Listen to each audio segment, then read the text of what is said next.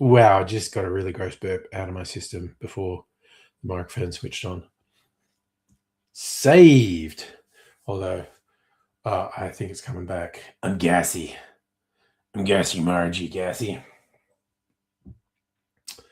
Hey, honey, how you doing? Just gonna pour myself a drink.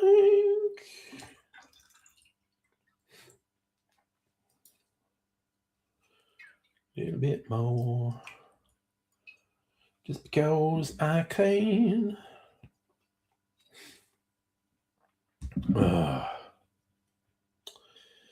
And I got my other things. Good. Popping at 5 minutes. That's okay. You go right ahead and live your life. Thanks for saying hi on your way out. Smells very orangey. Orange peel been sitting in water for a couple of days. The water's orange. Give that to Mrs. Angry in the morning so she can have some orange flavor in her chocolate. Orange and chocolate being a good combo. Jaffa, as it's known.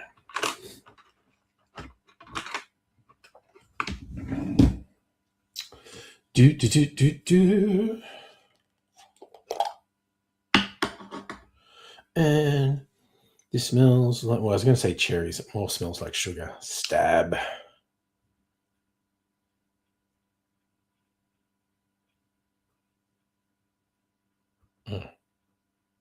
Stab.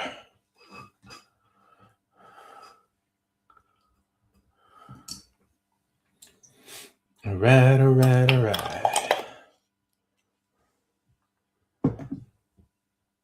Oh, I literally can't. I can force burps.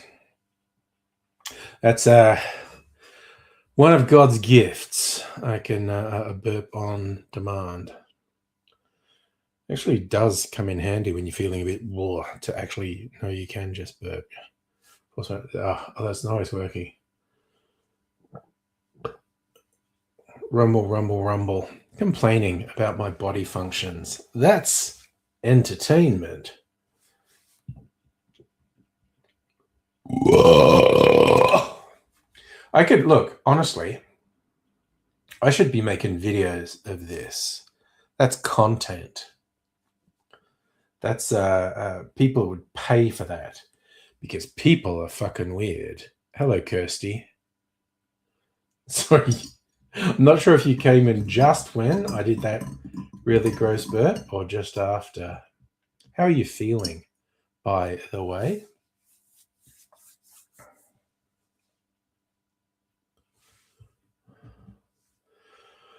Ooh. I was wondering, is it going to be too cold in here tonight? I don't think it's too cold, but it's a bit cold in here.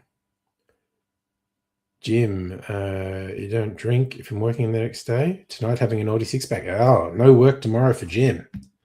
Nice. I don't drink a lot if I'm working the next day. Just why Friday night tends to be the blowout night.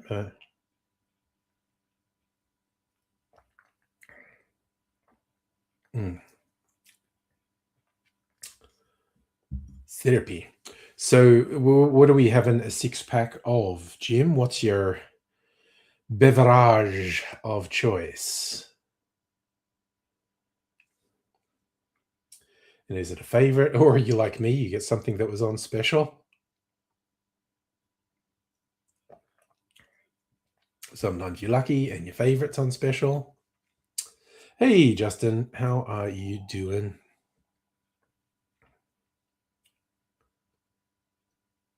Oh, Kirsty. Yeah, you tried your first alcoholic drink. Should not have done it. Are you still on the painkillers, or you just generally shouldn't have done it?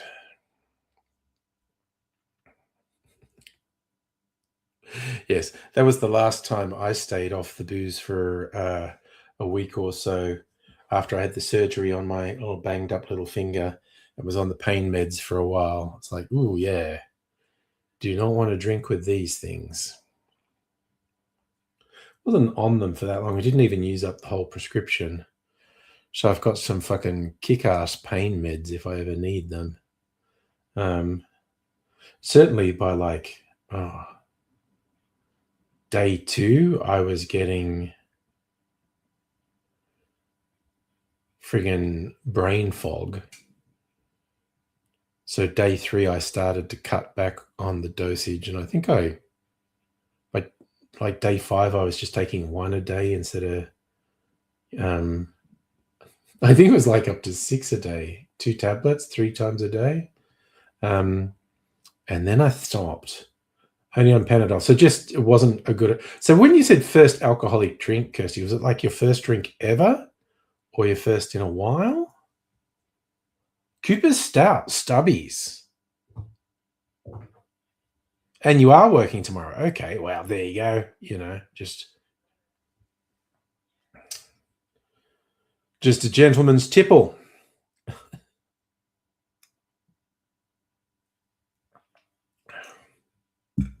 Yeah, I may or may not have a meeting with the boss tomorrow. It may have gotten cancelled or moved, or it might still be on. I won't be sure till tomorrow morning, really. We'll see. First in a long while, and didn't agree with you, Kirsty. Well, I am not one of those people, despite my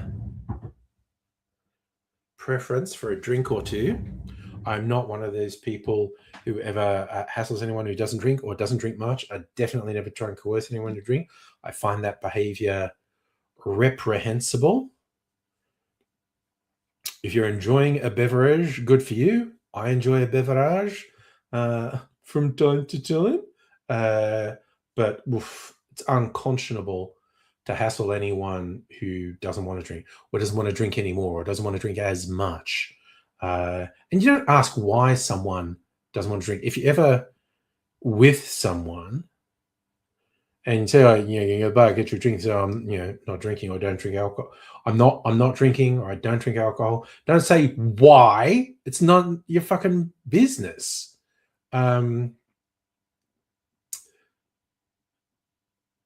It's just like, it could be anything. They just don't feel like it. They might have an alcohol dependence problem and they don't want to do it. Maybe they're driving and they don't want to do it. Maybe they just don't want to do it tonight. Maybe they've seen other people destroy their lives with alcohol and they don't want to go near it. Just fucking leave people alone. Heine, is anyone worried about being replaced with AI at work? It doesn't seem likely in my work. There was an article this week, and I'm not sure if it's true or if it was clickbait. There's an article that Microsoft was actually stopping their developers from using AI because it's actually really expensive. Using all the tokens for the AI model is just really expensive. And this is just going to be hilarious if in such a short period of time that tech companies go, oh, AI is actually a bad idea, or at least AI on the scale we were talking is a bad idea. It's expensive and counterproductive. Because you had a coffee liqueur. Well, I don't like coffee, so I certainly wouldn't know. I rarely drink just liqueurs. I mean, that's my liqueur cabinet there. I have liqueurs in the cocktails.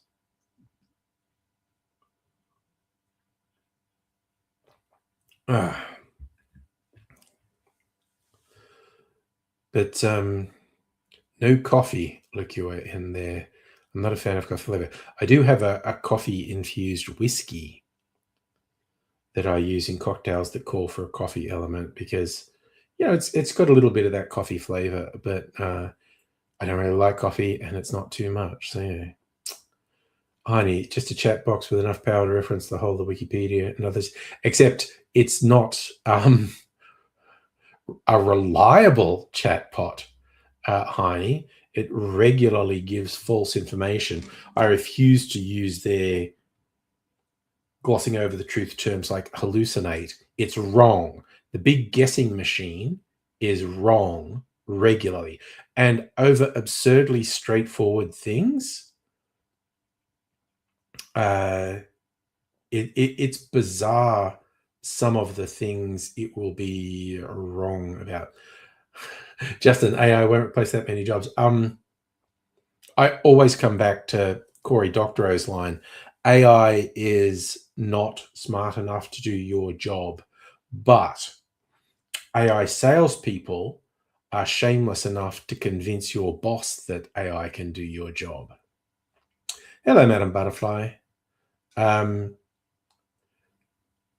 What is impressive about the large language models is after they've stolen all the content created by other people and done some very arcane programming and training of the model, it can essentially reference millions of bits and cross-reference millions of bits of information in ways that humans simply cannot do.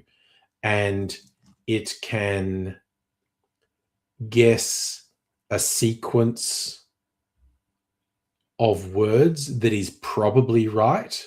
No guarantees, but just that ability to cross-reference millions of bits of information in seconds, something completely beyond human capability.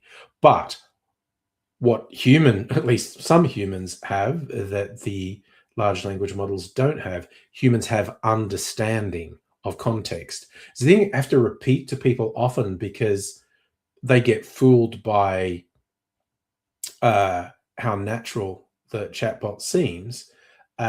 It doesn't know anything. It doesn't remember anything. It doesn't desire anything. It literally just does this incredible feat of processing and comes up with a sequence of words that are probably appropriate based on what you said to it or asked of it. Probably. But yeah, it doesn't know what it's telling you. It doesn't know if it's right or wrong. It's so weird. Jim, what's that cocktail of choice? Kahlua peach schnapps and soy milk. Oh dear. Charlie, one of your customers, Quizmaster at Mount Hotham. Hell of a thing. Entertains for big business groups, school excursions. Sounds like a hell of a job.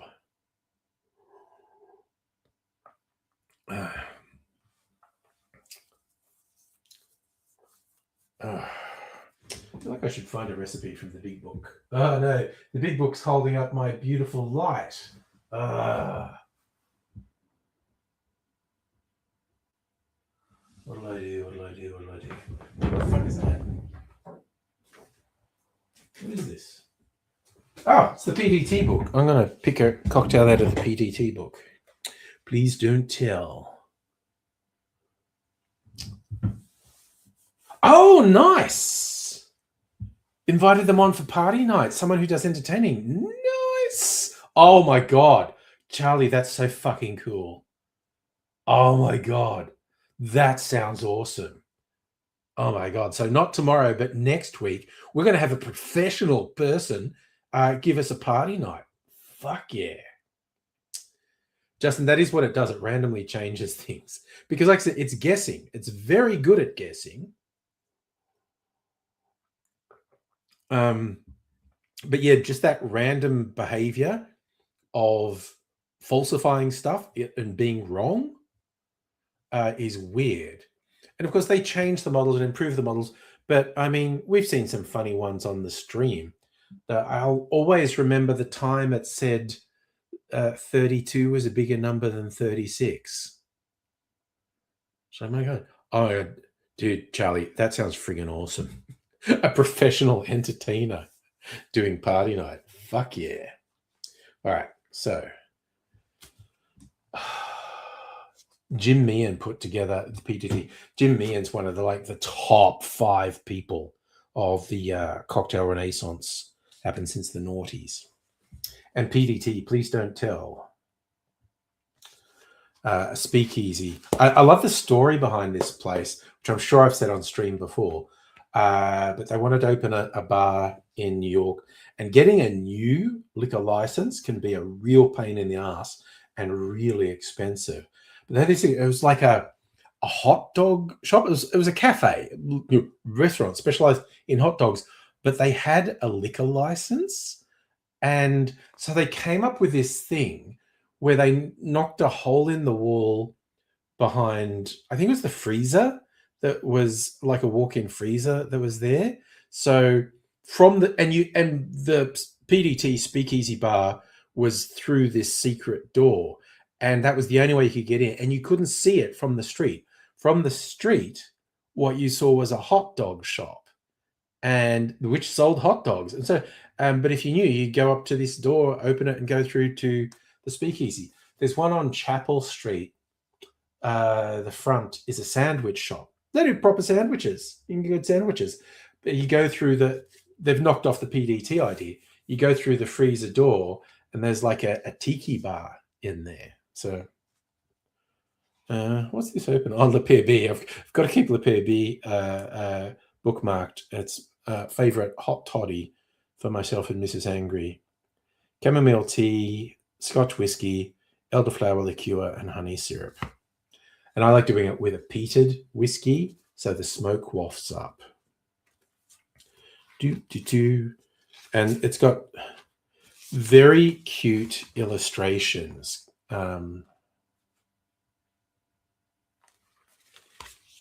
Usually somehow related to a cocktail. So that's just like evoking the actual place there. God, I noticed the autofocus on this camera going cray. I see, like this one for an absinthe drip. That's the green fairy inside the machine that's traditionally used for doing an absinthe drip, which is dripping absinthe.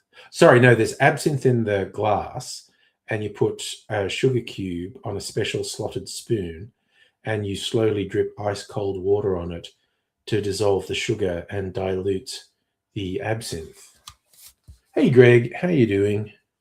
Against all odds. Oh, this fits the movie we had recently. Bushmills Irish whiskey, Chardonnay. What the fuck is Rothman and Winter Orchard apricot? Fuck's sake. Creole shrub. Okay, I'm not making that, even though it's like a movie name. Aperol Spritz, Algonquin, rye whiskey, dry vermouth, pineapple juice. Ew. Apple daiquiri. Daiquiri with apple schnapps. Okay. Oh, these are all apple in the name. Apple Jack Rabbit. Apple brandy, lemon juice, orange juice, maple syrup. Apple malt toddy. Apple cider, whiskey. Pommeau, that's apple liqueur. Allspice. Apricot flip, cognac. Apricot, simple syrup, and an egg. Okay. See, another really neat illustration, just randomly. Very Art Deco style illustration. An archangel, Jim and gin, not Jim, Aperol. Gin and vermouth. Aviation, beach bomb. So they're just mixed up classics with their house cocktails. Beer and a smoke. Mezcal, lime juice, bitters, Cholula.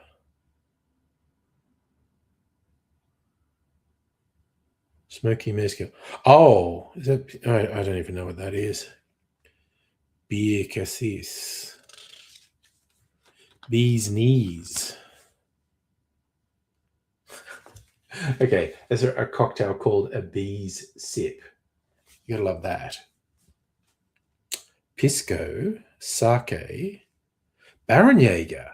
Fuck, I have to try that. I actually have Baron-Jaeger, and I have sake, and I have pisco. It's not chamomile infused, but it's pisco.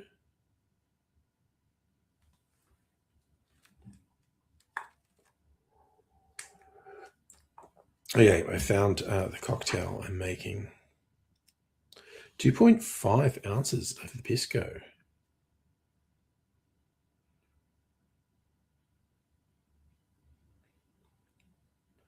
Oh, elderflower rinsed coupe. Okay, so I've got to put a splash of elderflower in as well because I'm not bothering to rinse or put it in a coupe. I'm just going to put it in my glass.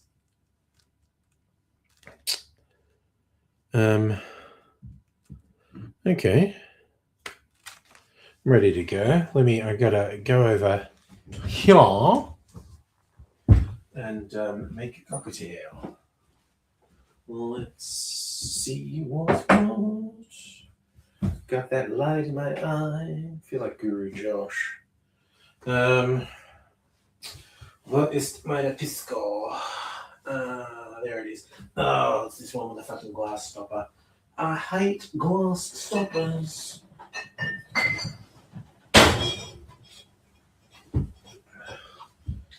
I always think the fucking thing's gonna break. Okay.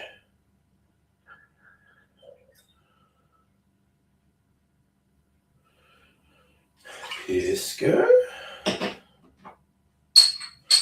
Not much pisco left. I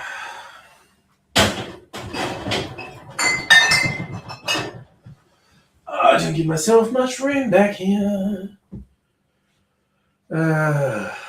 Sake, Baron-Jaeger. No, don't mix that up.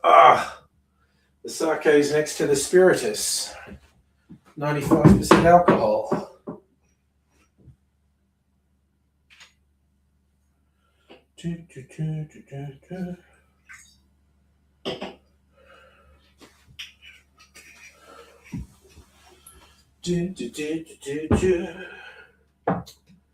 Where is the Baron-Jaeger? Come on. No, that's Pekarovka. Wait, did I put Baron-Jaeger in honey? Oh, okay, I'm confusing myself now. No, it's here. Why is it here? Perfectly good reason. B, Baron-Jaeger. Put the sake in there. Did I do the right amount? Half an ounce of Baron-Jaeger. German honey liqueur. That is well over half an ounce, but fuck it. And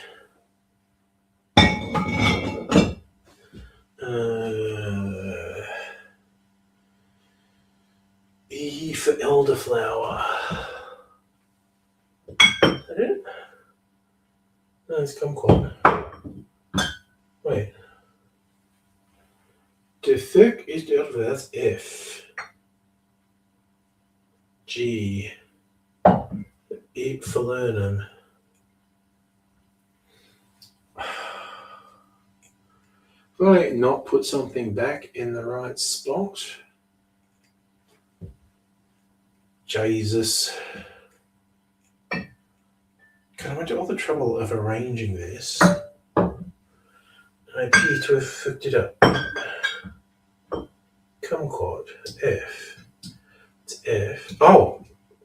Jesus Christ, I forgot what the bottle looked like. Ooh! I think I have to open. This is new. Okay.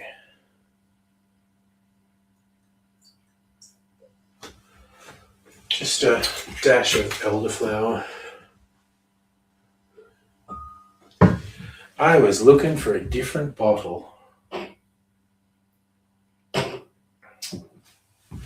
Okay. Sitting down, sitting down. Oh, yes, I saw you added Spider-Man Noir. Not sure if I'll get a chance to start watching that. Little red dots from the Webb telescope. Well, that definitely sounds interesting, Heine. Deep space discoveries. Wait, gonna pop out the chat. Do. If I can get it to work. Okay. I tell you what, surprised me. I was watching a science-ish video on YouTube. Professor Brian Cox talking to a very famous old scientist whose name's escaping me, but he's saying, you know what I saw that was exciting? This young astrophysicist. She's at a university somewhere, and through observations, discovering these things, these big sort of circles and arches out in the galaxy, their existence seems to cast doubt on the most commonly held beliefs about the Big Bang, in as much as if the Big Bang was the start of everything, the way these, celestial formations they would appear to be older than the Big Bang. What's the name of your penis? Little red dots? Go and see a doctor, Charlie.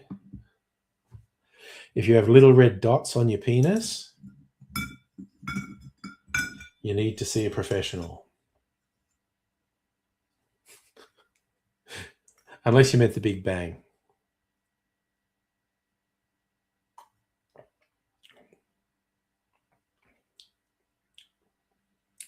That's pretty good. Considering I eyeballed the measurements and I think I got them quite wrong. It's a comparatively neutral tasting cocktail, really. Oh, sorry, your penis is Professor Brian Cox. I wasn't sure. But seriously, I thought for a second you were saying your penis had little red dots, which would be troubling, honestly. But, now Heine's brought it up. What do I find if I search little red dots? Wikipedia entry.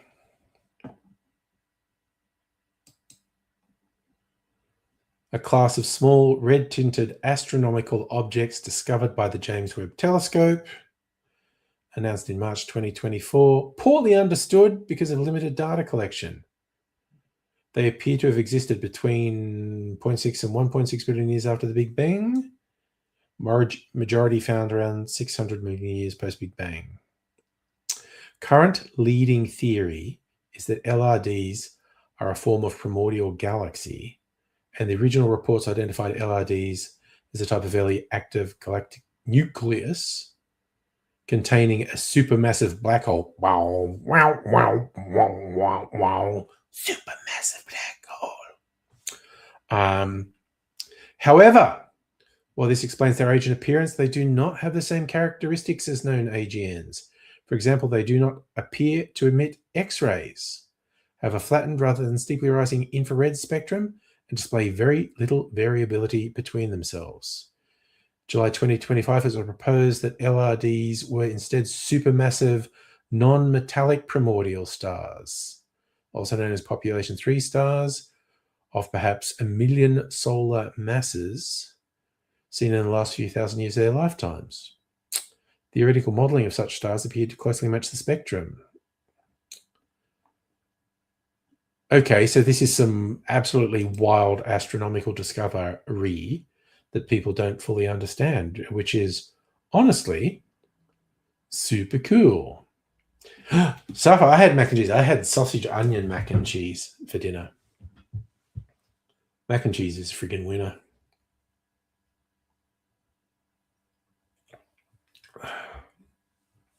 Mm. Hooty, hooty, hoo.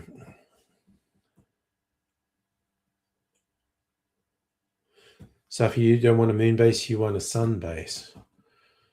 Oof. Take some SPF 50 with you. Wait, I'm going to look. Now, I think I could find this because it was.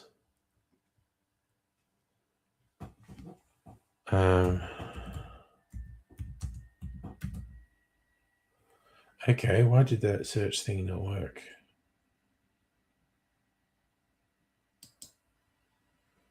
No. What the fuck? Brian Cox.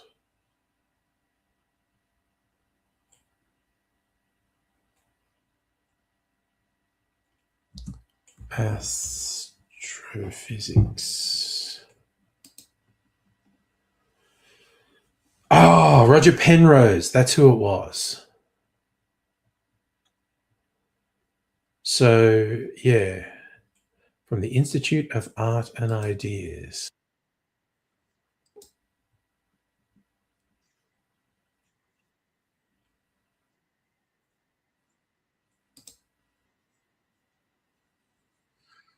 I'm trying to find.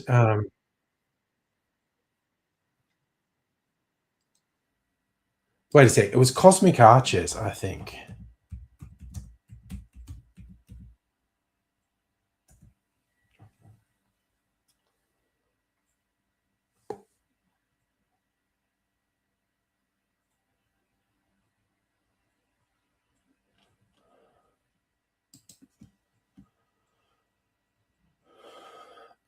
Cosmic Wheel Arches. No.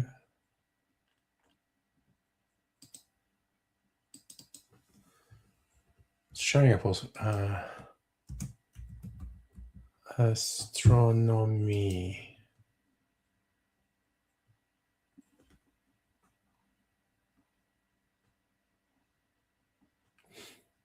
No, okay. I'm searching really badly, but I know they discuss it in this video. I'm trying to remember where.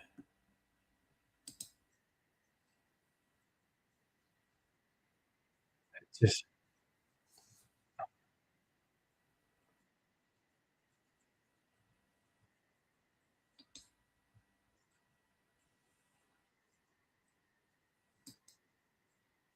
so that was the beginning of the universe. Is it? Yeah, Roger Penrose.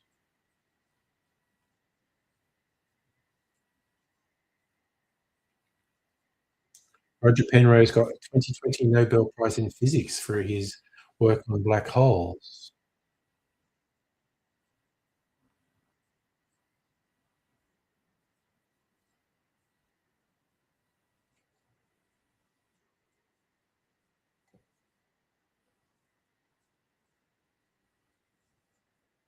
Damn.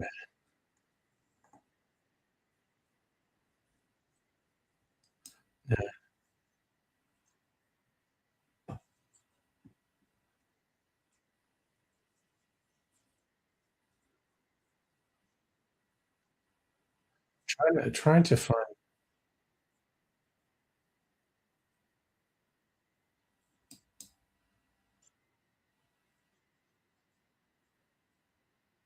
Hmm.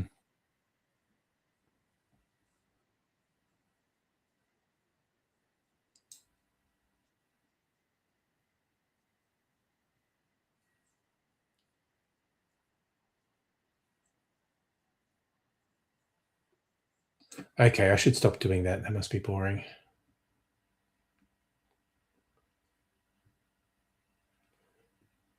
Hey, Retro Fury. Sorry, I thought a bit of rambling.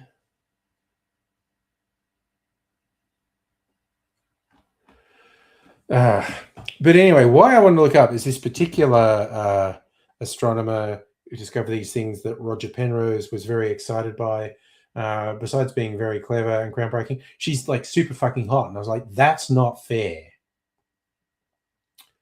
You can't be smart and doing groundbreaking science that could change what we think about everything and also be really hot. I just think that's not fair. Leave something for us ugly people, honestly. Yeah, so you're agreeing, Retro. Can't be smart and attractive. Choose a fucking lane. Like when hot Hollywood people use prosthetics to be unattractive in a movie. It's like, fuck off. Give the job to an ugly person. Ugly people have it hard enough. We don't want to see beautiful people being all down and gritty and whatnot. No, give the work to ugly people. See, Charlie, I'm trying to remember her name. I'd have to go back and watch. Oh, look, okay. I probably won't get. I actually no, I did see a bit of pimple on dick because I said little red dots. Right, see, Retro. There are lots of ugly actors. Give them a break. And this is my favorite / most infuriating story on this front. Just people who are not traditionally Hollywood hot. Let's say this. You know, there's always someone who finds everyone attractive. So let's go. But I'm just embracing the ugly. It's my N word. Kathy Bates rose to fame, although she was, I think, well known in acting circles, probably in theatre, but she rose to fame in the adaptation of the Stephen King story Misery. She was the nurse who got a little bit obsessive. I think it was after Misery, which got her famous, she was in a stage play called Frankie and Johnny, set in a diner where the cook is attracted to a waitress who is not conventionally attractive.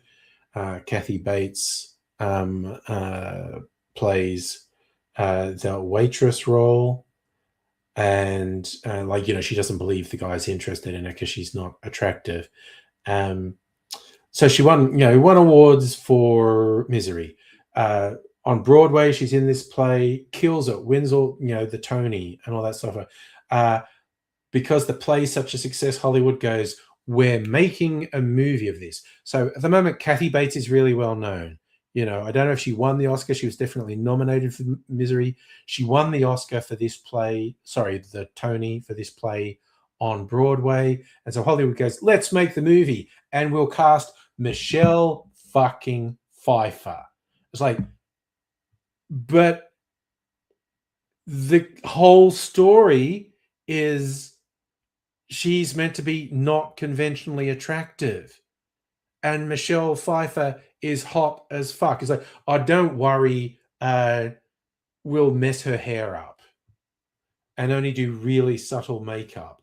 And it's like, fuck off. And the movie bombed. It fucking failed miserably. And probably not least because they threw out the central premise. And it was so insulting to not cast Kathy Bates because, Kathy Bates was a known quantity. She was popular. And it was just like, what the fuck? Charlie, what's the comment about Little River Band comment? The rock and roll. That's a story I heard. Are you going to tell me the story is not true? Or I should say a story I read. And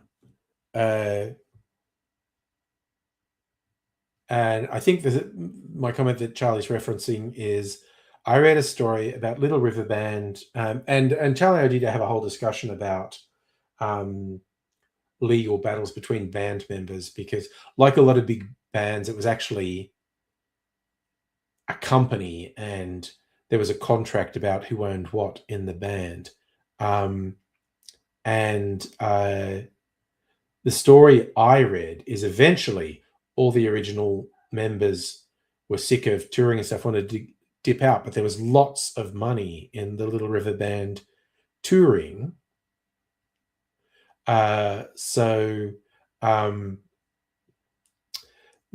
They licensed another bunch of musicians to perform as the Little River Band. Like, not a Little River Band tribute band or a cover band. They could literally tour saying they were the Little River Band. None of the original members, none of the songwriters, all that sort of stuff. And they toured. And at some point, Little River Band were going to be inducted into the Rock and Roll Hall of Fame. And Apparently, these guys who were touring as Little River Band thought that meant they got to go there and get the award. To which, like, the original members were like, "Are you guys fucking morons? It's about the songwriting and the band. It's not you, it's us." EOR, I also don't really care about Hall of Fame's thing. It's the whole thing. Yes. Oh my god, EOR, wasn't that one of the most disturbing scenes ever in a movie? Hobbling James Caan. I think in the book, or I think it's actually a short. I don't know if it's a novel or a short story, but the nurse actually cuts the author's feet off. Charlie, 30 gaping holes in the thing. It's the editing. Cleveland's a rock and roll town. Yeah. Um, Look, I feel like I should show this video that I was talking about. I'm just super worried about getting content matched, actually, because it's a commercial thing.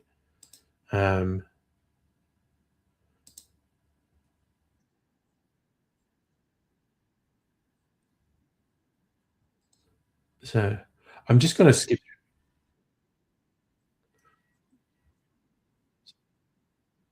Yeah, he's talking about black holes now, which is his specialty.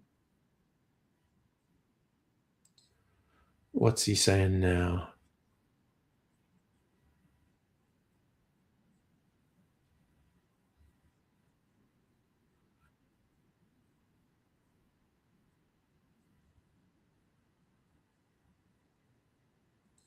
So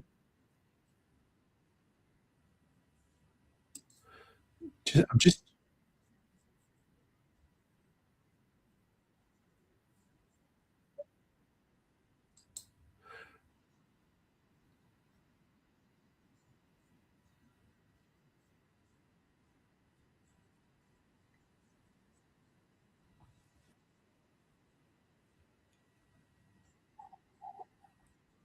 now he's talking about Stephen Hawking's.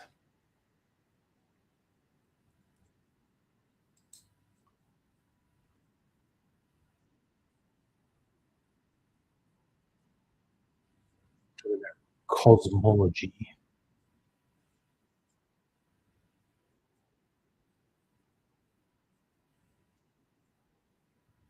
No, it's talking he.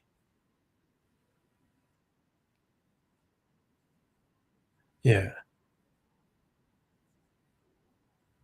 Yes. No, this is talking about an endless cycle. So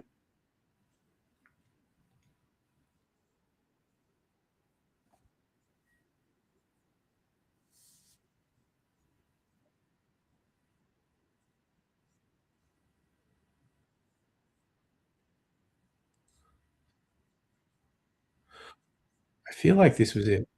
So this is like people like, and their brain works so far beyond mine.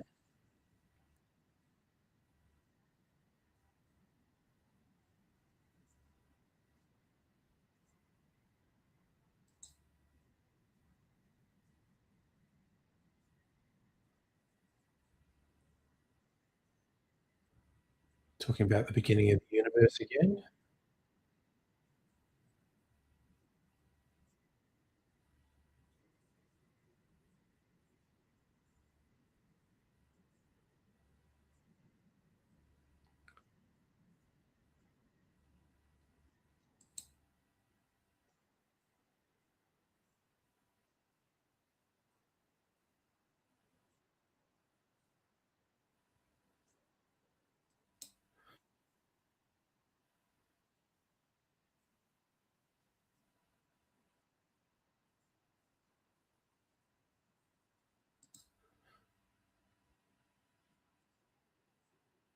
I just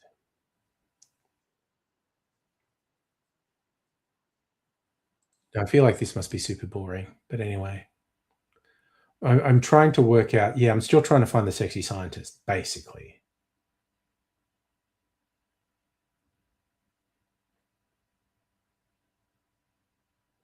The US government and the UAP stuff, it's a bunch of horse shit. Okay. I am absolutely confident that I will never be proven wrong. Aliens have not visited Earth. Anyone who says they've had contact with aliens is either deliberately lying as a scam or has some mental disorder that makes them think it happened. The question of, is it likely that there is some other intelligent life out there in the universe? I mean, probably, just because the universe is freakishly big. But aliens have not visited Earth. No one has seen an alien spacecraft. No one has interacted with aliens.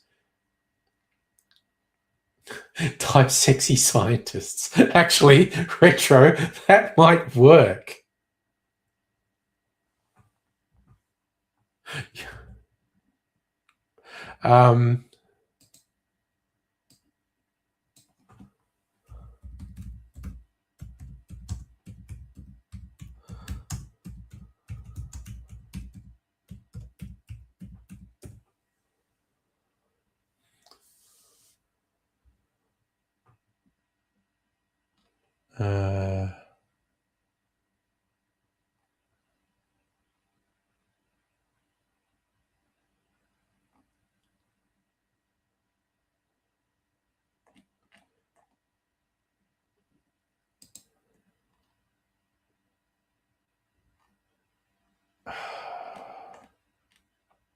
That didn't work.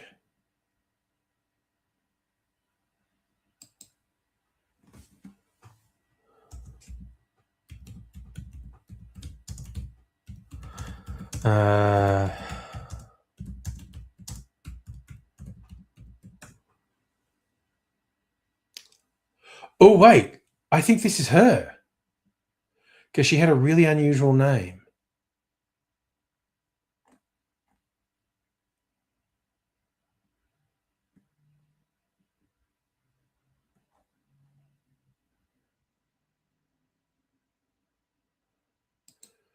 No, it wasn't. No. Okay, that's a really old lady.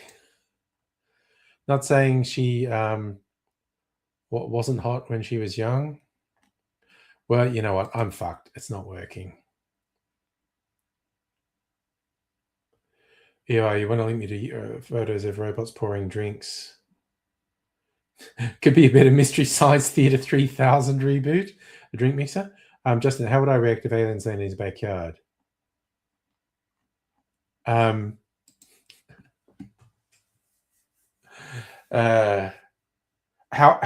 would I know something was an alien? It's look, it's just I know you were joking, but I'm not joking. No one has seen aliens. Aliens have not visited Earth. The idea that we would not have incontrovertible evidence instead of just all these stupid conspiracies is absolutely absurd. Utterly absurd. Aliens haven't visited Earth.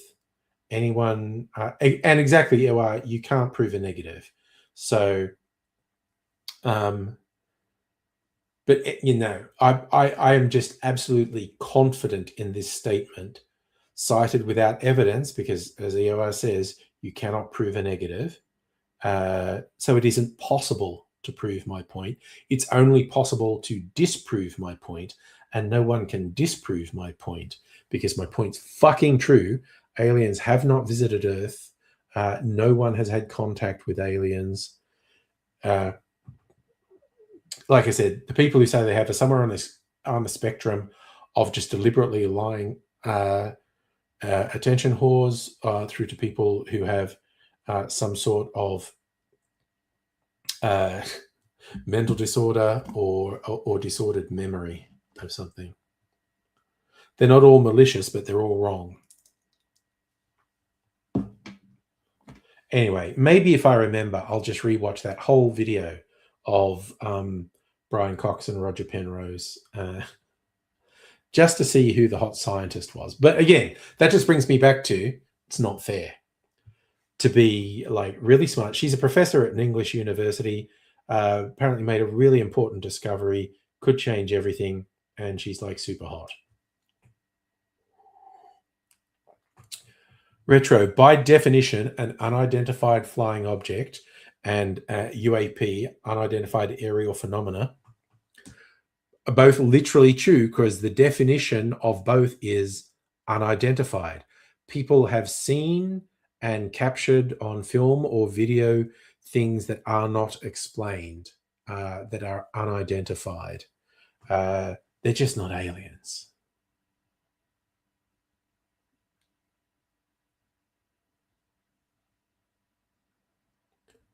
You've shared videos of people short and old-fashioned.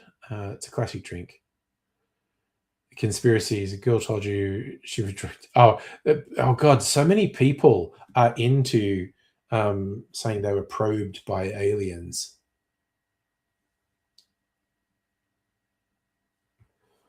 They love it. Talking about being probed.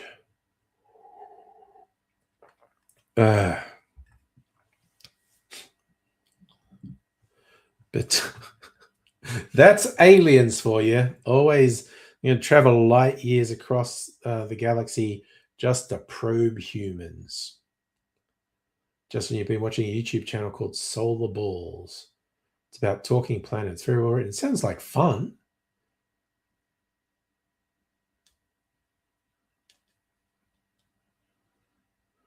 You don't love talking about it. She's from Montana. Well, strange things happen in Montana, you are. You love her. Oh, well, there you go. You don't love talking about it, but you love her. Sounds complicated.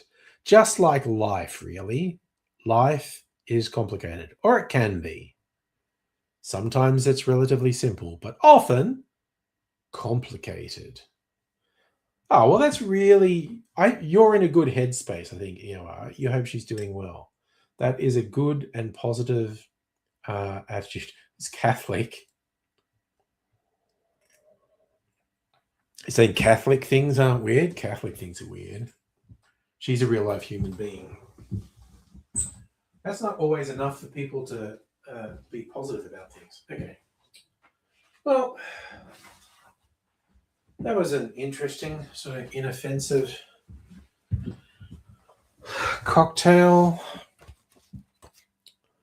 Not legendary, though. Yeah, Catholic things are very weird. Berlioni, gin, China, and vermouth. Benton's old fashioned. Oh, bacon fat infused whiskey. Okay. So I like whiskey. I like bacon. And there are all these people who are into doing bacon fat infused whiskey. You'd reckon I'd like that. I don't. I've made it twice. I made it with good quality bacon and whatnot. Do not like. I tried it the second time because I thought maybe I just fucked it up the first time. But no, I made it a second time. Do not like. Justin, I thought it sounded like a cartoon. Semi-entertainment, semi-educational. It sounds like fun. Actually, I quite enjoy, speaking of cartoonish things that are at least semi-educational, Kurzgesagt I really enjoy. Very nice art style and usually pretty informative.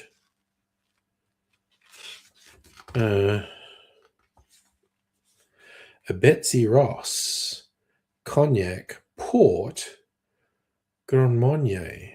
I mean, that could be good. It's kind of a Manhattan variation.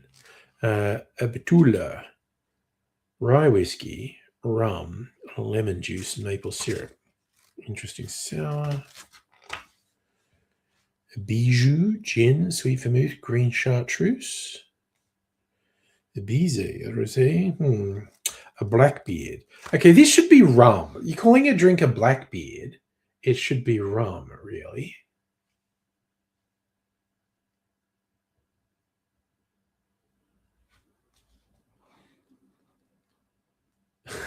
Sorry, what did I miss, EOR? You want me to tell you something about what I enjoy related to my shirt? This is one of my oldest cocktail shirts, actually. It's relatively subtle on the cocktail. See, it's patterns of glasses on it. You see, yeah, a lot of the glasses are upside down. What does it seem to be up and upside down? A black flip. That's racist. Stout, blackstrap rum, and an egg. A black star. Vodka, lime juice. Okay, fuck that. The few with blackjack. Cognac, Kirschwasser. Coffee. Ugh, coffee. A blackthorn. This little saucy, where is it? Saucy illustration. Like that.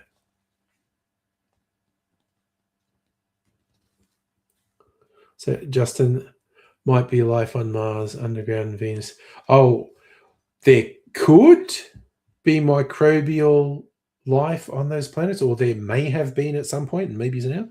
A blackthorn is gin and slow gin and vermouth, or Irish whiskey and dry vermouth. Blood and sand, that's a shitty drink. Blackthorn rose, gin. A blinker, rye whiskey, grapefruit juice. Gross, don't like grapefruit. A Bobby Burns. Brandy Cruster. Brewer's breakfast, sake, whiskey, and Galliano. Good Lord. What? Why is that? I suppose you brew sake.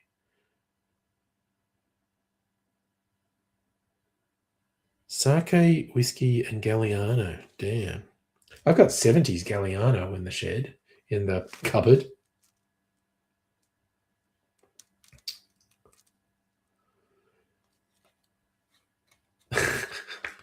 So, because you're revisiting, you had an alcoholic drink that you shouldn't have. Justin, it is true. If those planets with hostile conditions hosted even microbial life at any point in their history, that dramatically raises the chance for more complex and even intelligent life out there.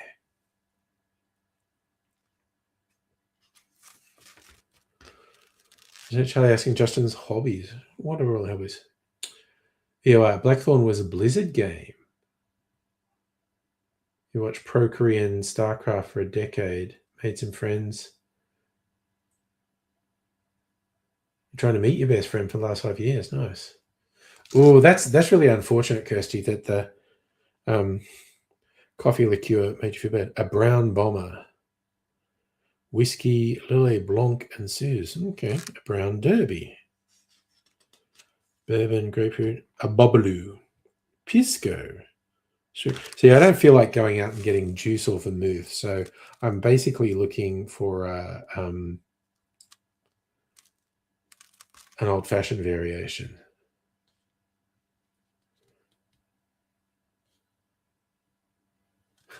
Justin, your hobby is being a political nerd. Nice. Buena notte. Cognac, yellow chartreuse, and Amaro. I might try that. A buena notte. After tasting Eben Freeman's walnut cognac at Taylor, John Duggan came up with punchy old-fashioned, whose name suggests its effect on the casual imbiber. Buena notte is good night, I think. Okay, they're actually talking about walnut-infused cognac, which I don't have walnut-infused cognac.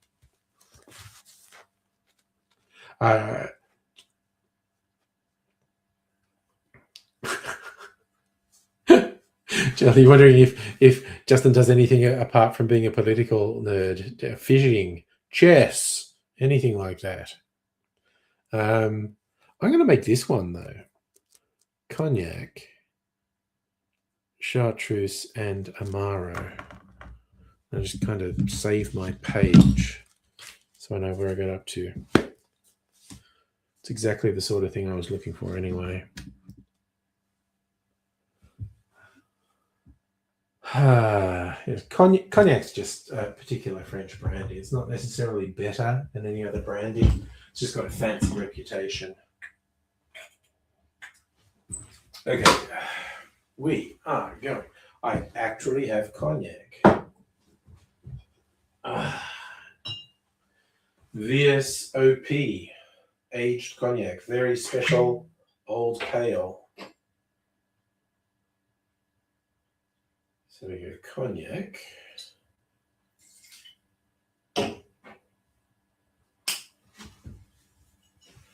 Put that back.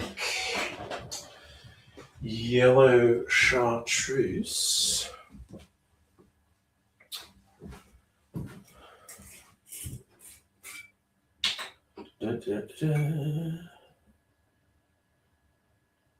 Square that light in my eyes is making me mess up measurements. What do we want? Tomato Montenegro, I think. Opened this bottle not long ago. Just a little bit of Amaro Montenegro. Still doing the glug glug because it hasn't been open very long. Okie dokie.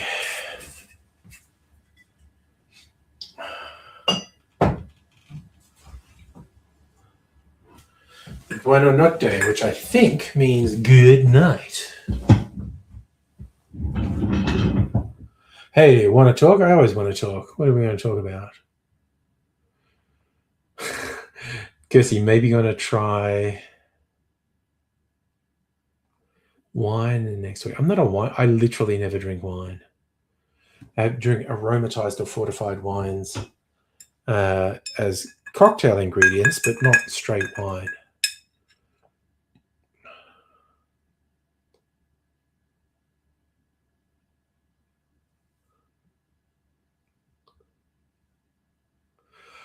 Justin, I don't know the intricacies of what's been found on Mars as indicators of life.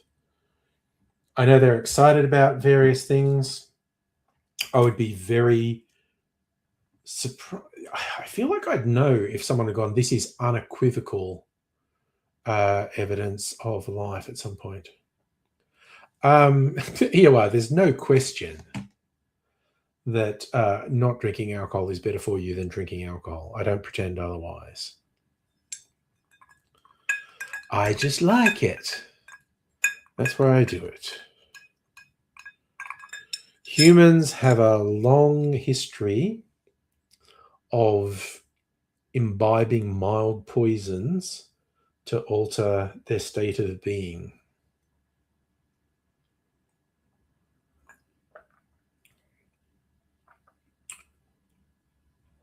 That's good. Damn, I like that. Well, the other one was inoffensive, but this is good. Buena notte. Or buona notte. I should put that in Google Translate, and because I think it means good night.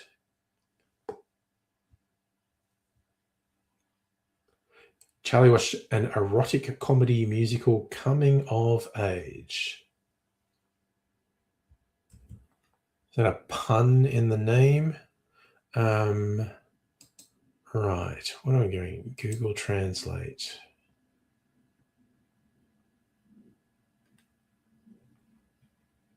Okay. I want to detect language and show it in English. Thank you. Tell me what language is. Okay. Fuck, I keep going to the wrong page. Buona. Buona.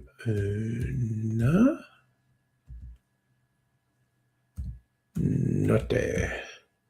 Oh, I am so smart. S-M-R-T. I mean S-M-A-R-T. Buona notte does indeed mean good night. It's Italian. And that's what I thought it was. So last week, Thursday, looking at Aussie movies, there was one called Coming of Age. Both started sparking up like two bargains at a pub, seeing a stripper walk past. Oh, nice. What's that? Anyway, unequivocal. Do you like to be able to talk to other people? Your favorite in another country? That's okay.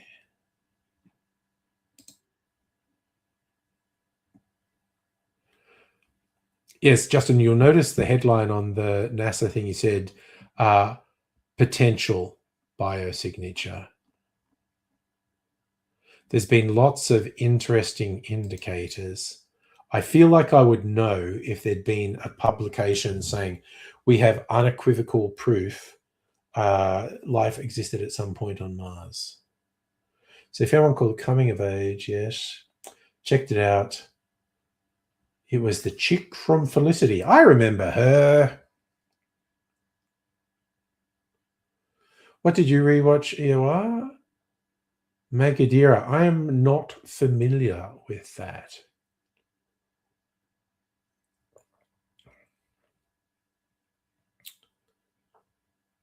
Man, that's good. Might be even better with walnut infusion, honestly. Yes, Justin, I know they've found lots of things that they went, ooh, that's interesting. I don't know what life on Venus release means. I don't know what you are referencing. So when the movie was made, she was married to David Evans. I don't know who David Evans is. Oh, wait, what? Singer for AC/DC?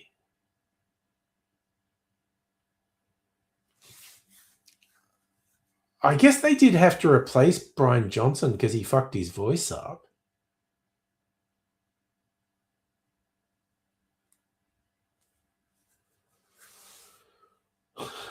The chick from Felicity looks like Ori Wired.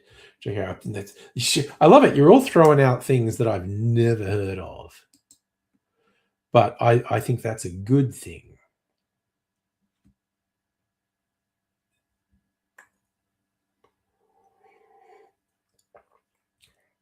Anyway, you like AC/DC before and after? I have a real soft spot for early AC/DC with Bon Scott. But there were certainly a couple bangers with Brian Johnson. I know a lot of people like the sort of slow anthemic ones, like For Those About to Rock, etc., which doesn't really tickle my thing. Thunderstruck is such a fun anthemic song. Latter AC/DC. Charlie Group originally consisted of vocalist Dave Evans, the guitarist Angus Young, the guitarist Malcolm Young, bass player and great drummer Colin Burgess. Yeah, but they never released anything with Dave Evans, did they? Don't think they released anything till Bon Scott became the singer. And I also assumed, if you're talking about someone being married to her from Felicity, it was someone from much latter days, not from the 70s. Oh yeah, Thunderstruck gets played a lot here. I think what other latter day AC/DC did I like? Now I just want to look up AC/DC singles. Sorry, I'm on the internet. I've got to look it up.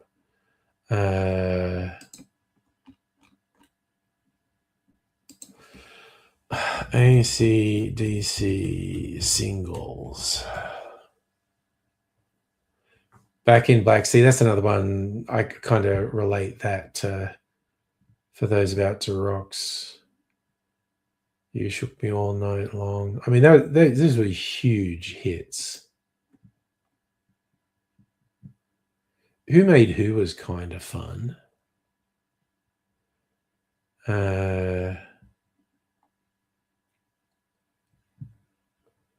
Look, I'm looking for Brian Johnson ones. Maybe Thunderstruck was the one I was thinking of. But Bon Scott era, I friggin' love Jailbreak. Their cover of Baby Please Don't Go, Let There Be Rock. I like the more up ones, like even, the Bon Scott Highway to Hell is that kind of slower anthemic thing that I'm not so into.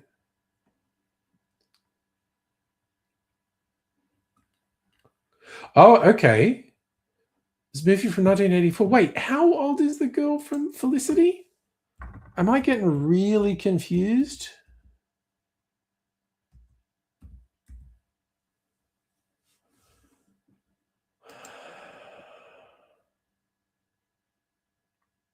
It's very easy for me to get confused, quite honestly.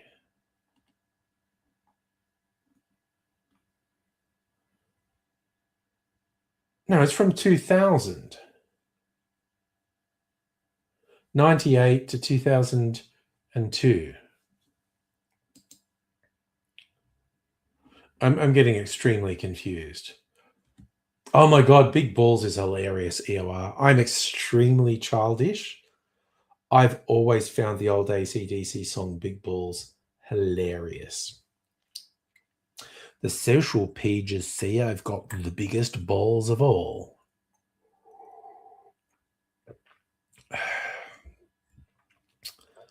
Again, because I heard that as a teenager, and it's a classic thing to appeal to teenagers. Very funny. Okay, so Charlie, we're talking about different felicities. Okay, that makes sense because I was extremely confused. Mind you, Felicity 1978. The fuck was that? I'm absolutely unfamiliar with that. Oh my God, that looks like a porn. Just because the way her hair's done.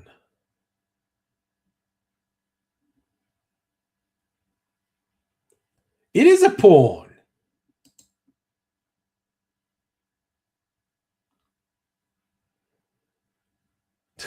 Felicity studies at a remote Roman Catholic Church boarding school, seeks indulgence in popular erotic novels, Story of Emmanuel, and a lesbian love affair with Franchetti. It is a porn.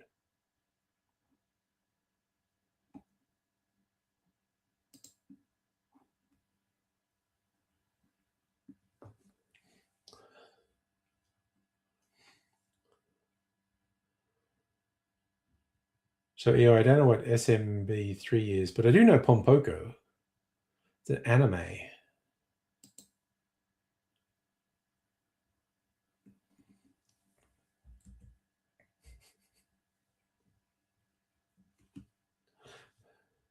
As soon as I saw a picture of Super Mario Brothers 3, see, you're using shorthand, and I'm too slow to get it. As soon as I saw a picture of the way the girl's hair was styled for that Felicity 1978, like, okay, no, a girl with a hair styled like that in the 70s, that's a porno. All right, go drink something non-alcoholic. Oh, that Buono Notte was good, though. I might make that for my cocktail channel. Oh, okay. Sorry, I never shared. I was just looking, EOR.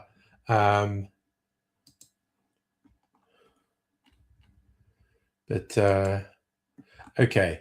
So I will share. Like, I searched Felicity 1978, and these images showed up on the search results. That one with the name Felicity with that hairstyle, I just straight away, that image, I go, oh, that's a porno. That is absolutely a porno. Yeah, you can just be here. You don't have to do anything. You've been contributing to the chat. You can just chill and be yourself and not be stressed. I've literally never heard of this before Charlie mentioning it. But as soon as I saw that image, I went, oh, that's a porno. That's a 70s porno. Is that on Foxtel, is it, Charlie? My God. Yeah, no, I was completely unfamiliar with that. I was just thinking about the 2000 show, Felicity. It's very popular for a while. Are you not from Ozploitation? Was that in Not Quite Hollywood? Okay, I don't remember it. God, there were so many friggin' movies in that doco. Yeah, and they did do the sex Ozploitation. It was funny. The funniest one, and I saw this on Foxtel. There was a period where they were screening stuff that was actually in breach of Australian broadcast laws, and they got pulled up for it. But they had the documentary from the 70s called Australia After Dark, and it was hilarious. It was like It had King's Cross. It had suburban witches. It had swingers. It had all this shit. And I just remember when I finally watched Australia After Dark, which was not that long ago. Like, it's from the 70s. I watched it sometime in the last 10 years, I think. And all I could think when I'm watching it is, yeah, that's someone's grandma. So it's 70s. So it's like full bush and all this sort of stuff and all these different scenes.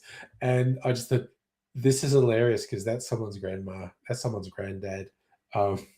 It's like, because every generation thinks they invented sex and they don't want to think about their parents having sex. They definitely don't want to think about their grandparents having sex. But kids, previous generations, like going back centuries, not only had sex, they had kinky, wild sex.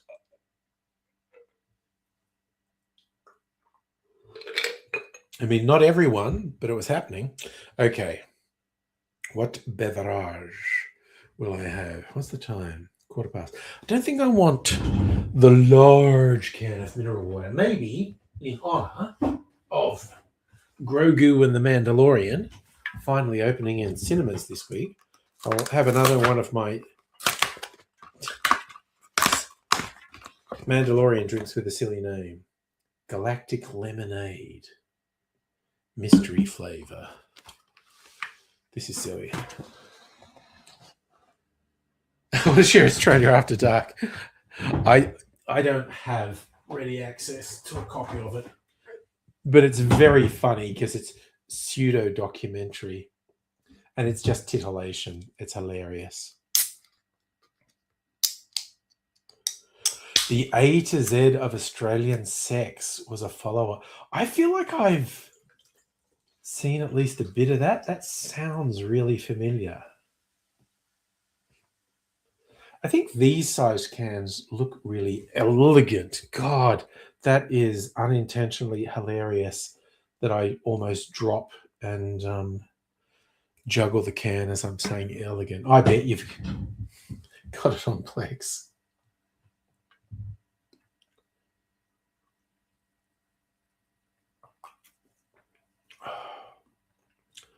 Man, I don't mind these. Sugar-free drinks. I'm just drinking a bunch of chemicals. Whew. But they're nice to mix things up. Don't want to go too hard tonight because tomorrow's party night. And we'll go off.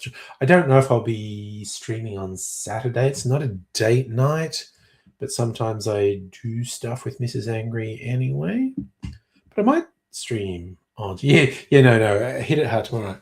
But so yeah. It's so good. Like, I've gotten so in the groove of what I like. I see recipes. I can usually be pretty sure if I'm going to like it. Oh, you're going to look at the Tom Segura show. Okay, if you're unfamiliar with it, what Charlie's referencing is a sketch comedy show Tom Segura has done for Netflix. They've just done a second season. It's called Bad Thoughts, and it's so odd. Are you gonna go because you lost your father bought you a Fred Meyer's bottle? Georgia Pink's bubble bath. Butcher the novelist Star Wars from Costco. Felt special. Read it before the movie. I used to get the novelizations. Yeah. So the Tom Segura sketch comedy show Bad Thoughts, second season just came out.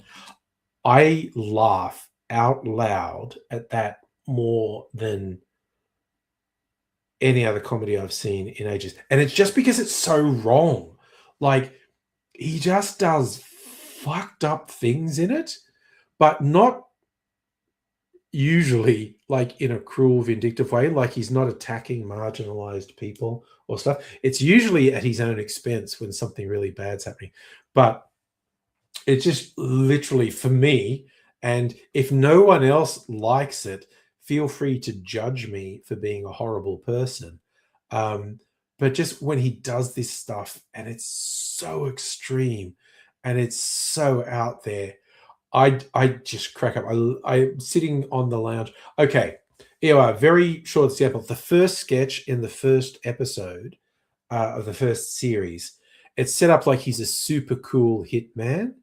Um, and it's like an action movie, and he's like putting his rifle together in the scope and talking about life as a hitman. I have two rules: no women, no children. I can't show you. I'll get fucking content matched on YouTube. Sorry, who's on mute? Am I on? Is my microphone stopped working?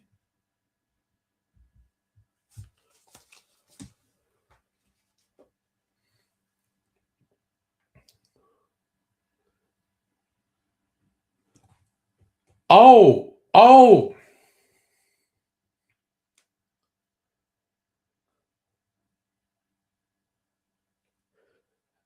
I'm waving. I'm not going to say it. I get okay. You didn't even want a spoiler. You didn't even want a spoiler for the first joke. That's okay. And it seemed like EOR didn't either, so I didn't say it.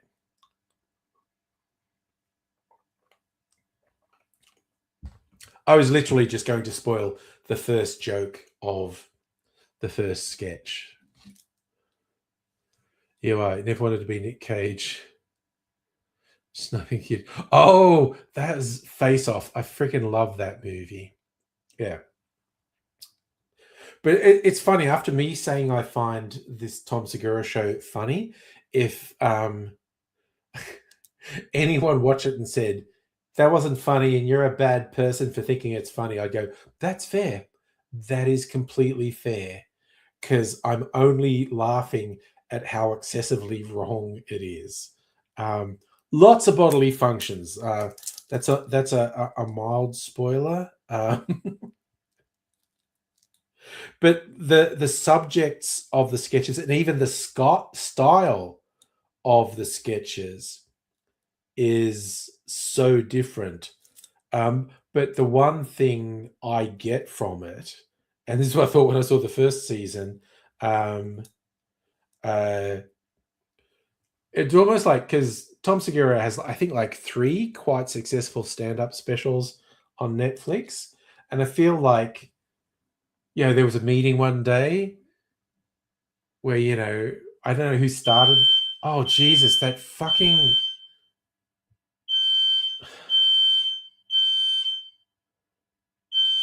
Okay, it's still going. I'm going to take the battery out. It hasn't done it when we're in bed. It just does that a couple of times. Is there like too much carbon monoxide in? Well, wait, am I slowly being poisoned by carbon monoxide? Is that what it is? I'm just like, I'm going to take the batteries out of that. Uh, it did it earlier this afternoon.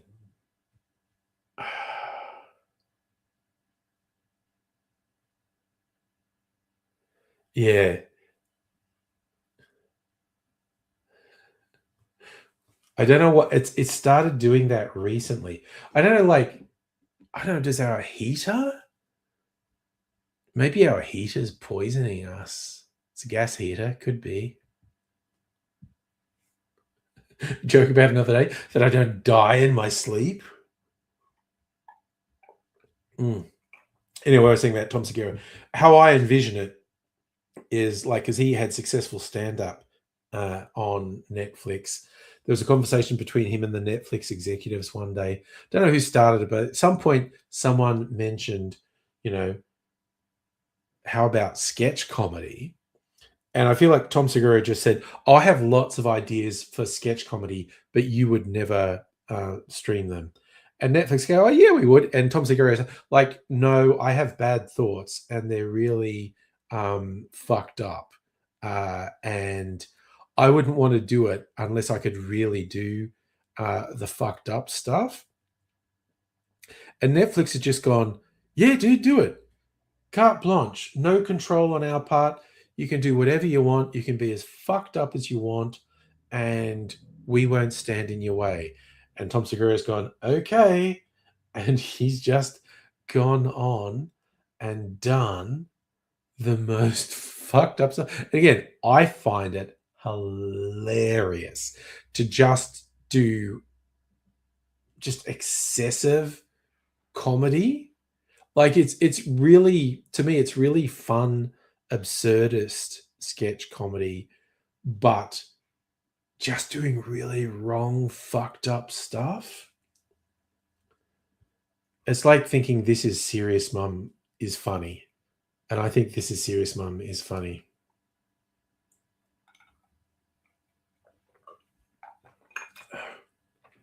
You like Second City TV? You're an American, but you and your dad rented Canadian bacon twice. There's another sketch comedy group, The Whitest Kids You Know. A lot of their stuff's on YouTube. And it's funny and weird and absurdist humor. And one of the main guys in it's now a director.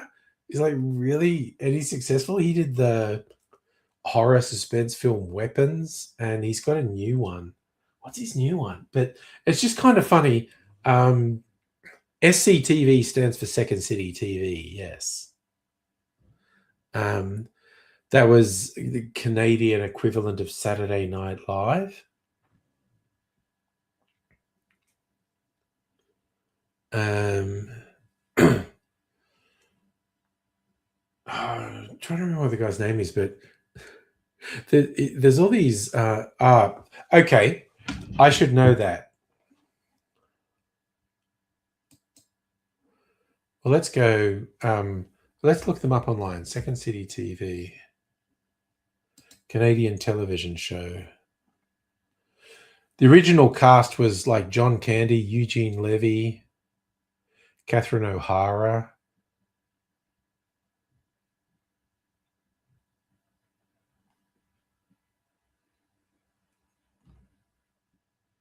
Okay. Maybe their Wikipedia entry.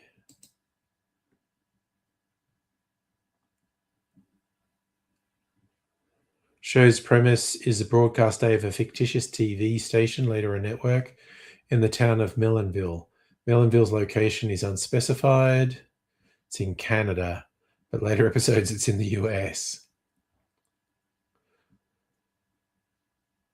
So the second city is apparently fictional. Harold Ramis was also in Second City. A lot of big names. Martin Short, Second City TV.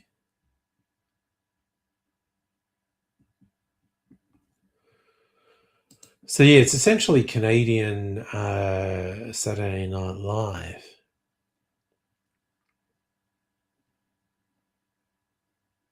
Hey Celtic, how you doing? I knew you'd like the shirt, Celtic. This is one of my oldest shirts.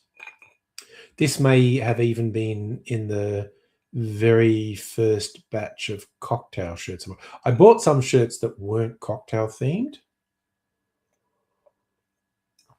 I got rid of them because I got just heavily into the cocktail theme.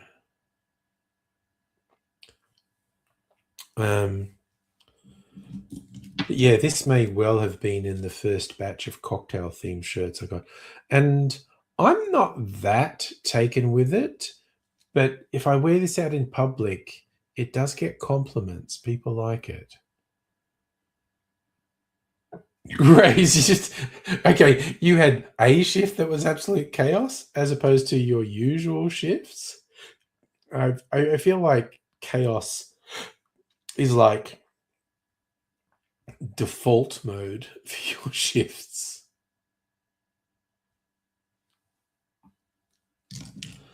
It's a hell of a thing.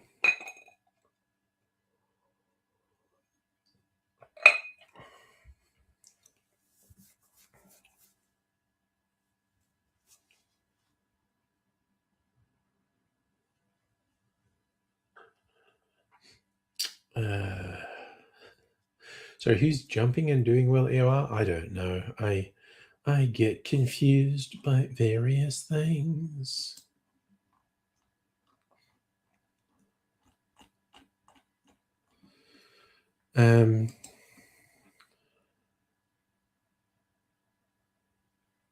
Oh, so I think like the big names in Second City TV were John Candy, Eugene Levy, Catherine O'Hara, Harold Ramis, Dave Thomas sort of second, Rick Moranis, Martin Short. Wait, Robin Duke. Wait, why does Wikipedia not have any pictures of Robin Duke? That's weird. Born 1954.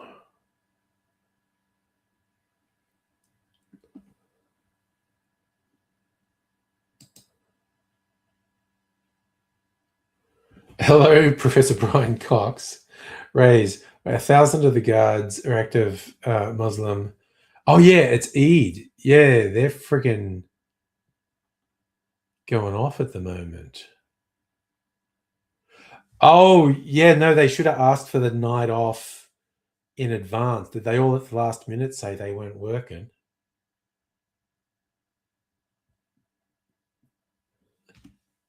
Yeah, well, I'm not that familiar with Clifford the Big Red Dog universe. I'm not sure about the giant robot dinosaur. Um, that's one fandom I'm not that familiar with it. Is that the Clifford we're talking about, or is it another Clifford? I'm easily confused, but if someone says Clifford, I think it's Clifford the Big Red Dog.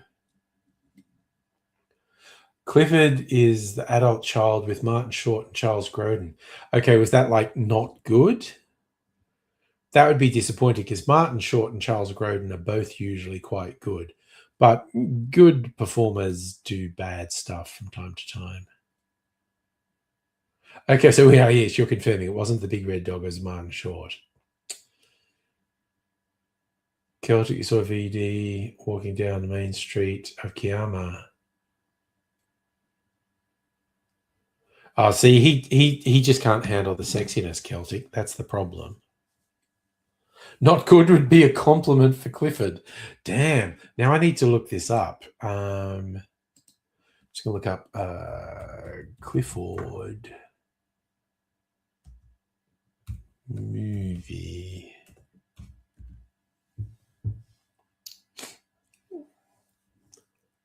Oh, looks like it's got Kathleen O'Hara in it too.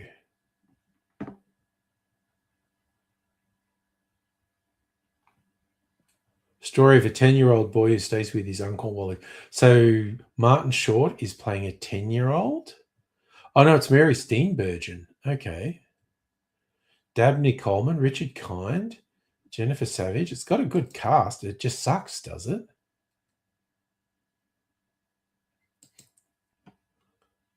(1994) movie.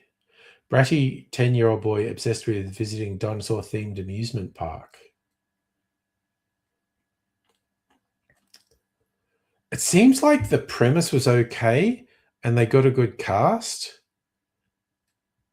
and it just fucked up. Okay. Okay, EOR likes it. It's famous.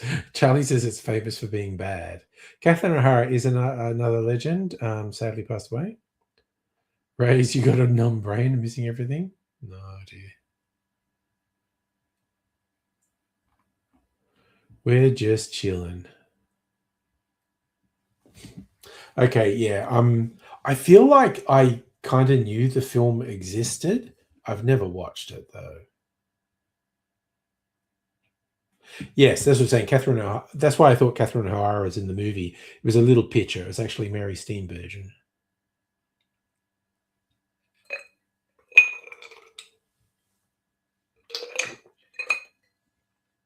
She's still hot. She was funny in I think it's another Netflix series, Man on the Inside. She's in season 2. She's still hot. All right, Kelsey, got another early start. Thanks for dropping in and saying hello. Always appreciate that. 9:30. You know what I was going to have, Charlie? I was going to have the Dolce and chocolate.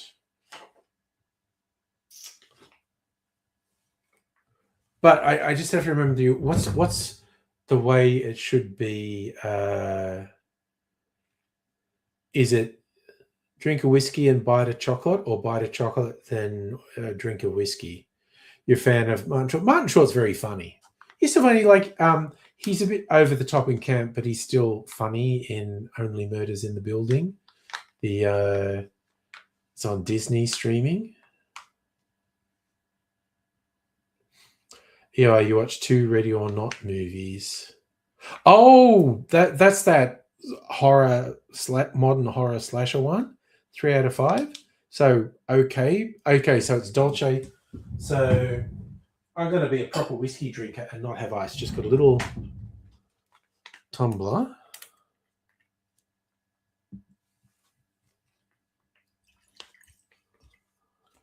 I'm just going to be a classy gentleman.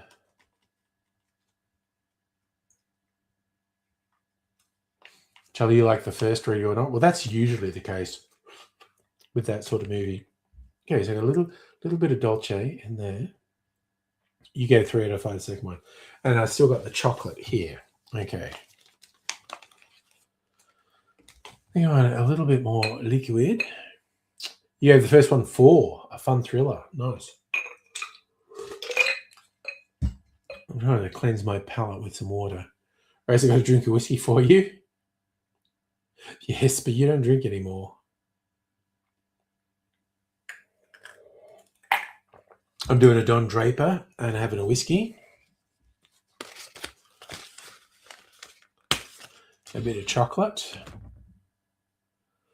Yeah, Danhausen is a wrestler. And into kayfabe. Best you told him about him is WWE. Hope he's doing well. Don't want to curse anyone. Well, it's Eid, Eowar, so we should be peace be upon him, the prophet. Blessings to all. A whiskey and $1 million. So we go Dolce.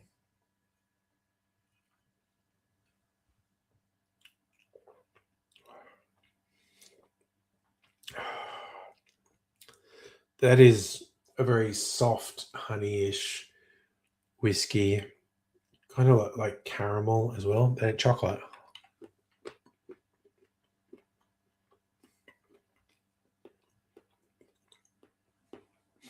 I can't sit still on chairs like this. Mm.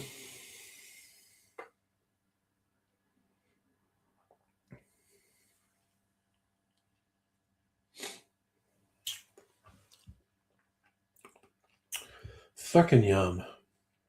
All right.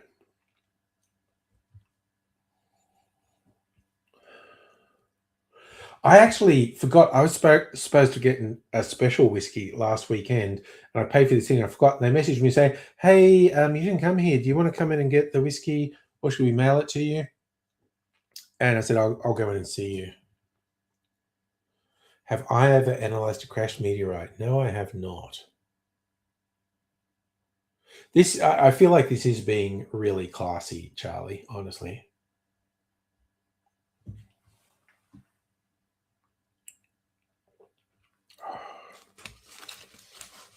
Oh. And a bit of chalky.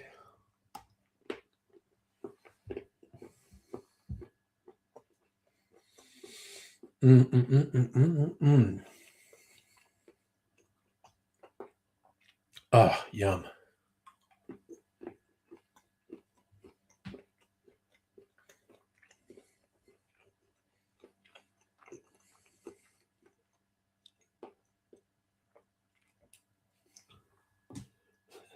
If you've never rotated around a meteorite shower, I have had no contact with meteorites, so I don't know, man. So I get to go to the Bakery Hill distillery this weekend, pay them a visit, and get a special treat from a barrel, and I think I get a commemorative glass as well.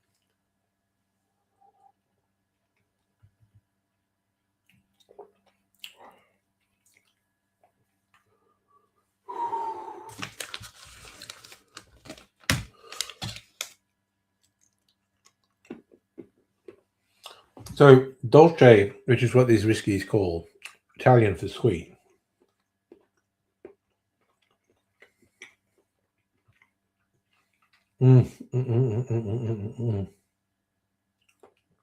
Fucking yum. Sure was it? On Sunday, is a band, team of 10. Can't be fucked, but the money's worth it. Ooh, there you go. There's an option for some hippie vibes on Sunday. Dolce, D-O-L-C-E. Like the Fellini film, La Dolce Vita, The Sweet Life. Which I got to watch one day, but it's 3 fucking hours. And that's a bit daunting, 3 hours of Fellini.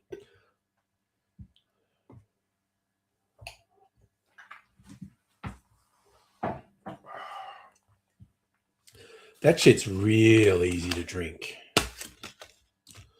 What have I done there? I've done something weird to my computer. There we go. Well, we're back.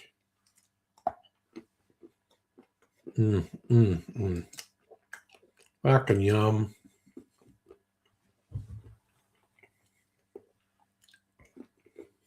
I feel like that was a classy way to end the night. And by the way, you don't have to get out of bed early.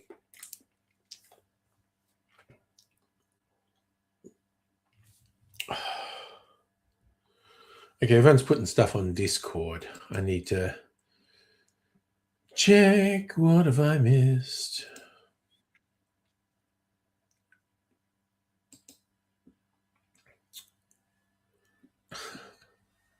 Madam Butterfly's changing jobs. That's fine.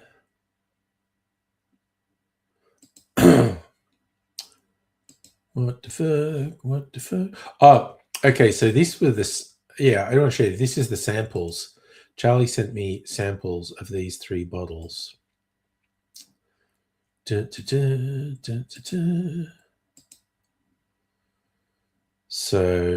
going to do this so you can see them bigger. So yeah, so the bottles, a Starward single barrel release, Starward Dolce, and Isla single malt Bunnahabad 12-year-old, which you have sent me before. But yes, it's nice. I hadn't had Dolce in years. I think I had it when it was first released, which is probably 5 years ago. And yeah, this single barrel Starward do a lot of limited releases. And that's a serious, God, man, that single barrel is a serious whiskey. I mean that in a good way. Do you hate Eid just because all the Muslim guys skipped off work?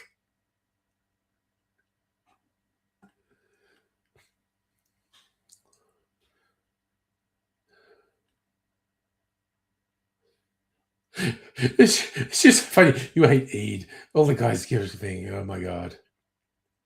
Oh, you've reevaluated your face. Again, yeah. Don't worry. It's so funny. Like Ray's saying he hates Eid. So it's like, oh, is he anti-Muslim? No, he had Muslim guys on his crew, and they all said they can't work because of Eid.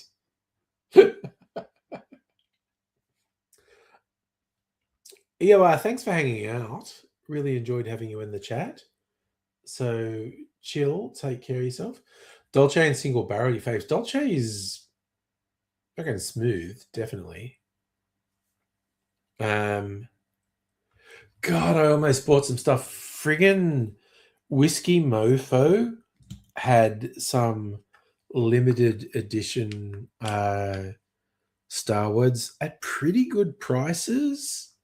And I was like, nah, I gotta be responsible. You worked harvesting as a kid. That's hard fucking work. Ooh, Charlie, also, did you? I don't know if you're on the mailing list like me.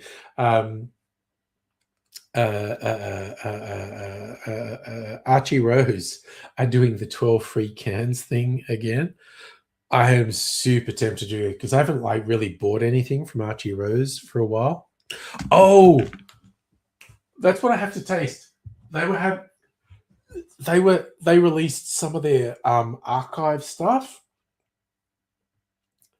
Archimite, distilled Vegemite. You laugh when you called anti-Muslim, can't eat pork because you're around so many, and so now it makes you sick and dark.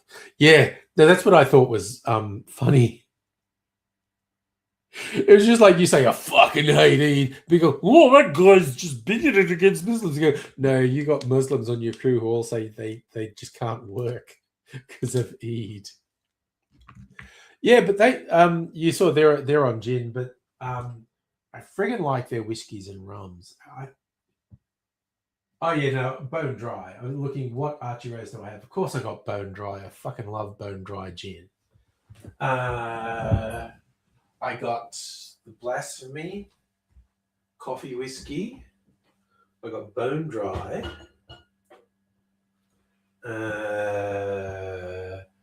I got Blasphemy. I got single malt rum cask strength, 58%. Fuck yeah. But I've got a little sampler that Kirsten gave me of Archimite. And they were releasing full bottles. I gotta retaste this and see if I actually like it. So, like distilled Vegemite. It's supposed to be like Vegemite on toast, the flavor of this one.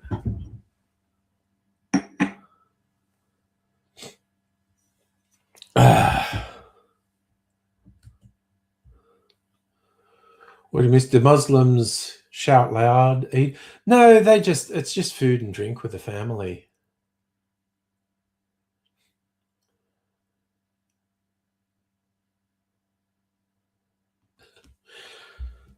So I got here, Archimite. It's supposed to taste like buttered toast with Vegemite on it. Cleanse my palate a little bit. Because the flavor in my mouth is chocolate. Charlie, you love duck and pork, especially with. Oh man, I had last weekend date night with Mrs. Angry. I had what might be my favorite pork belly of all time. It was with this really sweet sauce. Mrs. Angry thought it might be a bit sweet, but I really liked it. Raisy's calling out Charlie for being bigoted against Muslims. But I'm both not a huge pork person. Yeah, being from the South, that must work against you. Ray's now we're a live feed of Tommy Robinson. No, EOR. You hate when they are oversalted pork. Yeah, I kind of agree with that, Charlie. Also, actually, coincidentally, you saying you like duck. I had duck as well. I had duck dumplings. They were pretty good. But oh man, the fucking pork belly in this really sweet sauce, I really liked it. Oh shit, what does that smell like? I think it actually smells like Vegemite. Oh shit, it really does.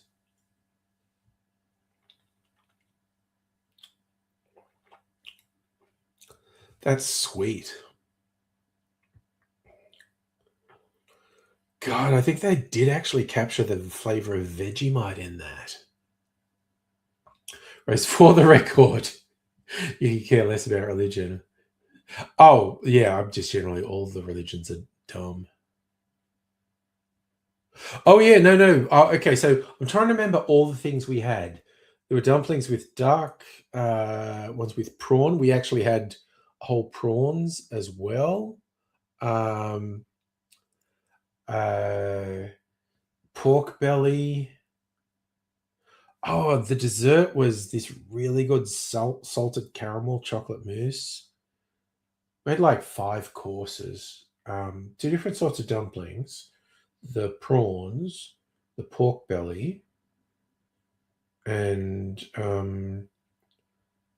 the dessert. That might have been all. It was fucking good though. It's very fucking good. It's Sorry, that Archimite is actually really good. Damn. Maybe I should get a full bottle of it. So Richard, John, tell your God to meet you outside. I'll fuck him up. Okay, so the place we went to was called Bobby Pearl Asian Fusion in Brighton. So we go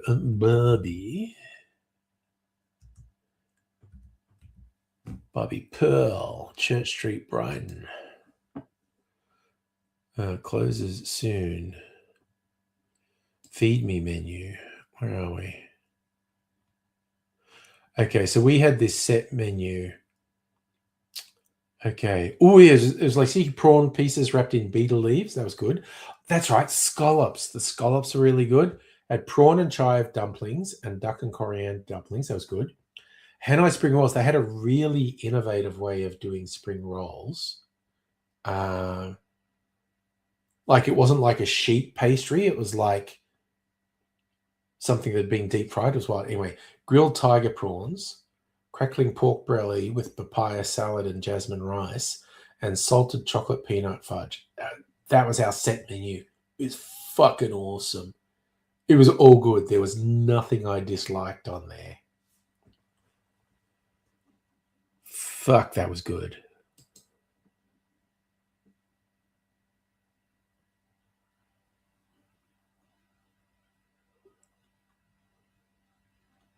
Madam Buffalo, you're more a chicken, fish, turkey person. Beef sometimes.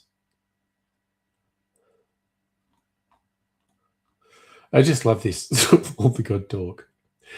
Ray, you probably shouldn't mock gods when you're going to work at a venue that could potentially have someone the whole poke on you. Yeah, I mean, you never know who you'll be facing, Rays, for judgment.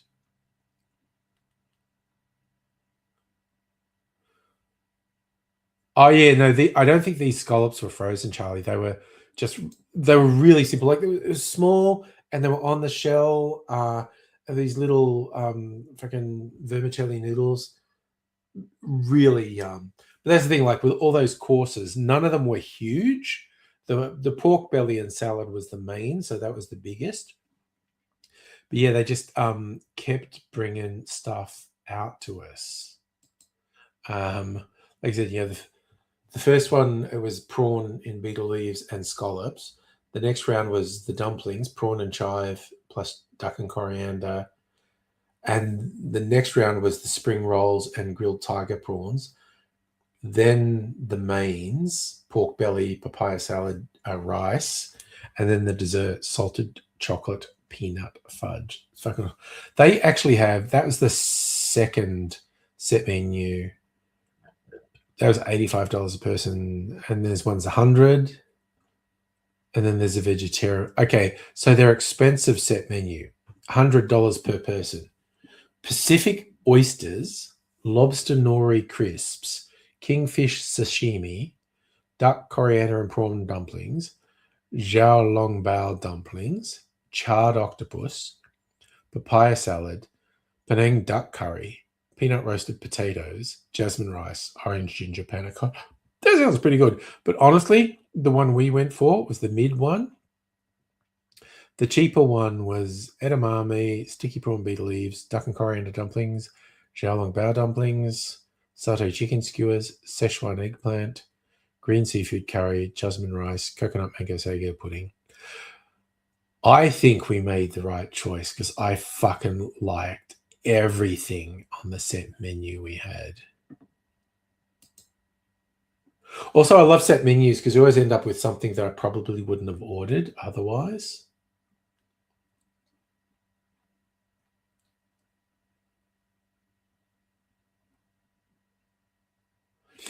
Rose, remember when God told that lad to throw his baby off a cliff, turned him into... There are some... Okay, I feel like you're going Old Testament there, Rays. There are some truly weird stories in the Old Testament. Hey, Sim! Hello, by the way. John Lennon was bigger than Jesus. John was 5'11", while Jesus was fictional. Oh, dear. It's a funny old world, isn't it? All right. Okay, you know what I find funny? Mrs. Angry and I have been watching the Apple TV series For All Mankind, which is an alternate history space race. The first thing that changes, Russians landed on the moon first. Second thing that changes is the space race doesn't stop. They both build moon bases, and I think it's actually the show's like a NASA nerd's wet dream. What if we just kept doing space stuff? And they're definitely going to go to Mars in this. But they change a whole bunch of things of history, like the history of US presidents is different. And yeah, Charlie, Mrs. Angry is into it. It's like, I just said, we're watching this. Tell me if you like it.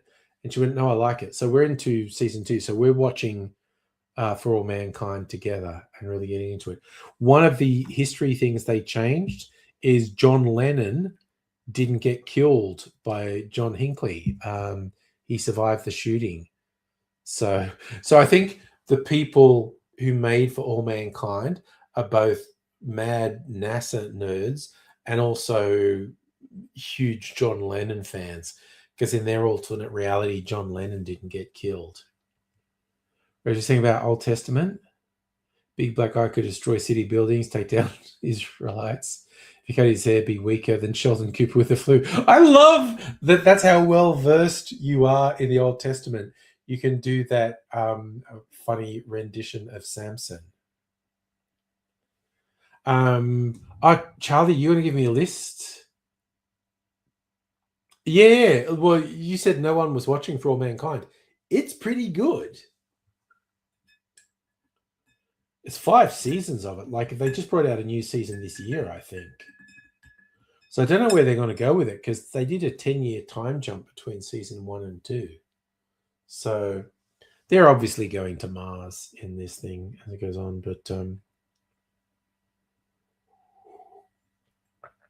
But we are enjoying it. Oh, yeah, I want to watch From, definitely. No one watched From. I definitely want to watch From. It's been hyped. Oh, sorry, fucking Hinkley. Thank you, Sim. Hinkley shot raging.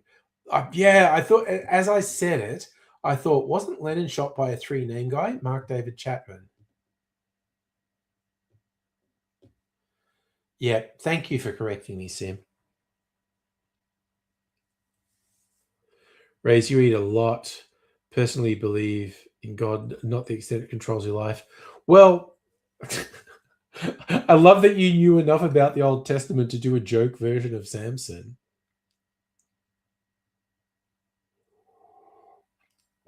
Because a lot of people wouldn't have had enough knowledge to make that joke.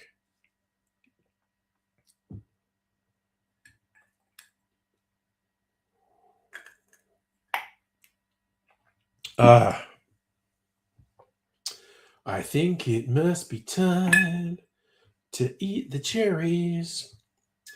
Put the liqueur in there to give Mrs. Angry a little bit of flavor, and orange peel to put in a hot chocolate in the morning.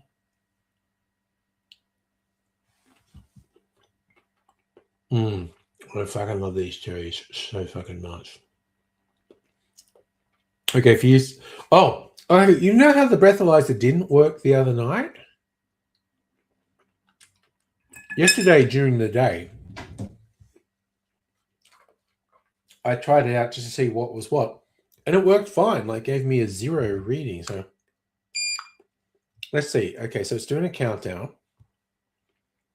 7. When it gets to 0, if it doesn't beep, it's not working. 5, 4, 3, 2, 1.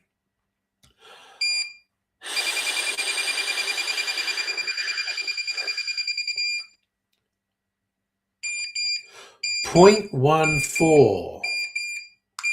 I don't know. That seems a bit high. That might be accurate. This tends to be pretty accurate. But yes, telling me not to drive, so I won't drive. I'll just go to bed. This was a chill stream. It was fun. Rays, you forgot as wanted to free the Israelites who were enslaved. There's a lot of enslavement in the Israelite history. Yes. Safa, 3 cocktails tonight, I think. 2 from the PDT book and 1 clarified one. Oh, and I did drink some of the whiskey that Charlie sent me. So maybe that's accurate, that breathalyzer reading. Anyway, going to bed now. I'm gonna fucking build it up for party night tomorrow night. I just had a Mandalorian drink, Safa. I missed that. But going to bed now. So all y'all take care. I'll see you another time, but you are totally